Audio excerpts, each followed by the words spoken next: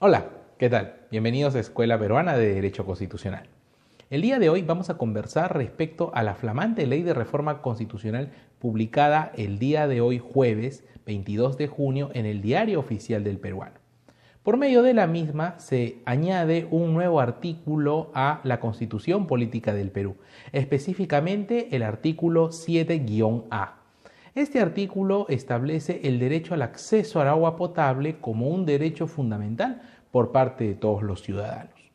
Lo que hoy día vamos a conversar a propósito de este nuevo cambio a la Constitución es un aspecto que debemos conocer toda la ciudadanía en general. ¿Cuál es el valor de la Constitución? ¿Cuál es la trascendencia? Y finalmente, esta norma de la cual siempre se habla con solemnidad. Puede ser cambiada, puede ser modificada, puede ser eliminada, puede ser derogada. ¿Cómo funciona la cosa? Bueno, a lo largo de la historia republicana, el Perú ha tenido 12 constituciones, 12 textos fundamentales, 8 en el siglo XIX y 4 en el siglo XX. El último, como bien señala Domingo García Belaúnde, sobreviviendo a todo pronóstico desde 1993. Ahora, ¿qué representa una constitución? La constitución política es la norma fundamental en los estados occidentales principalmente y también en algunos del sistema del Common Law. Y por supuesto en el Civil Law y otros estados que se encuentran en el Oriente. La constitución tiene como un referente importante el siglo XVIII, que es donde aparecen las primeras constituciones modernas de la historia de la humanidad, con los Estados Unidos en 1787, país que conserva su constitución desde esa época y es la primera constitución bajo el Estado moderno, y luego prosiguiendo con las constituciones de Francia durante la Revolución, las cuales tuvieron una vida efímera en esos años tormentosos y recién encontrando un tanto la estabilidad en el siglo XIX, para en el siglo XX encontrar de alguna manera u otra la paz definitiva con el establecimiento de la Quinta República Francesa. La Constitución es la norma fundamental elaborada por el Poder Constituyente. En ella, originalmente, cuando surgen los ideales de la Revolución, se daba una suerte de estatuto o pauta para la regulación del poder político. Esto es, quién gobierna, quién legisla, quién imparte justicia. ¿Dónde están las reglas principales para esos importantísimos poderes en la sociedad y en el país? Están en la Constitución. La misma Declaración de los Derechos del Hombre y del Ciudadano de Francia establecía en su artículo 16 que un país o una nación en donde no se respeten los derechos fundamentales ni la separación de poderes no tenía constitución. Es por eso que la Constitución como norma, como texto escrito, es el equivalente a la garantía del respeto y la defensa de los derechos como de la separación de poderes. Pero con el tiempo y el avance de la sociedad también se incorporaron valores. Y es por eso que en la Constitución peruana, prácticamente desde el siglo XX y hasta nuestros días, se recoge la protección a los pueblos indígenas. También se regula, como lo hemos señalado en anteriores ediciones, la convivencia. Por ejemplo, aspectos que no encontramos en la Constitución de los Estados Unidos, que no encontramos en la Constitución de Francia. El tema de los idiomas nativos, como el quechua y el aymara, que son oficiales en las regiones donde predomina según nuestra Carta Fundamental, son patrimonio y son valores nativos de nuestra sociedad. Por eso es que decimos es no solamente una ley y la ley suprema, sino también un código de valores.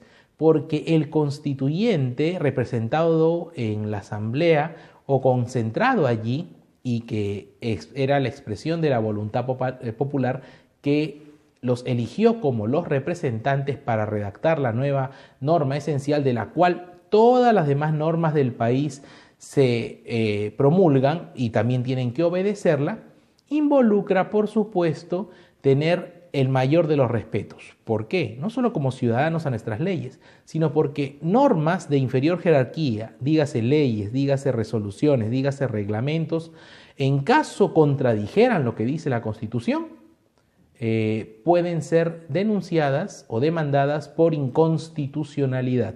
Y ahí encontramos la presencia del Tribunal Constitucional Peruano y del Poder del Poder Judicial para los casos de normas de rango inferior a la ley, como decíamos, resoluciones o decretos supremos, entre otros. Ahora, para ir centrando una idea que manifestábamos al inicio de esta edición, la Constitución, siendo una norma tan importante, puede cambiarse. El artículo 206, el último artículo de nuestra Carta actual, nos habla expresamente de la reforma constitucional. Hay un principio que siempre nos enseñan en la Facultad de Derecho y que también luego como profesores lo mencionamos frecuentemente. Este es la seguridad jurídica. Uno espera que las leyes con el tiempo sean más o menos homogéneas o equitativas. Y es que si, por ejemplo, el día de hoy hombres y mujeres votan, participan en los comicios, esperamos que esto sea permanente también por ser un derecho fundamental a la igualdad en el voto. No nos imaginamos que de acá a 20 años retiren el voto a las mujeres. Sería insospechado y hasta también arbitrario. Pero igual, si el día de hoy en una manzana permiten construir viviendas, en caso que luego la municipalidad decida que en ese lugar no puede hacerse viviendas sino discotecas, eso también afectaría la seguridad jurídica. ¿Por qué? Porque uno espera que las normas que establecieron que esa zona era residencial no cambie con el tiempo. Y bueno, si pueden haber cambios, estos sean debidamente sustentados y motivados. A partir de ello también se ha previsto que la Constitución, en casos que sea necesario, puede ser cambiada. Y queremos señalar los cambios que ya ha tenido la Constitución peruana vigente. Siendo promulgada en el año 93 y estando próxima a cumplir ya 30 años, que es un tiempo respetable dentro de las normas que nos han regido, el Sistema Peruano de Información Jurídica, SPIJ, tiene en su base de datos todo el detalle de las modificaciones de la Constitución. ¿Quién hace esta modificación? La hace el Congreso de la República exclusivamente. ¿Y cómo se cambia? Bajo una ley, sí, una ley de reforma, pero esta ley tiene que cumplir requisitos especiales. ¿Como cuáles? Textualmente lo dice. Tiene que haber una decisión aprobada por la mayoría absoluta del número legal de sus miembros y ratificada mediante referéndum. Pero hasta ahora no ha habido ningún referéndum. Bueno, hay otra alternativa para hacerle cambios a la norma más importante de todas. Puede omitirse el referéndum cuando el acuerdo del Congreso se obtiene en 2 legislaturas ordinarias sucesivas. ¿Qué quiere decir? Que en el primer semestre de la legislatura 2016 se vota a favor de un proyecto.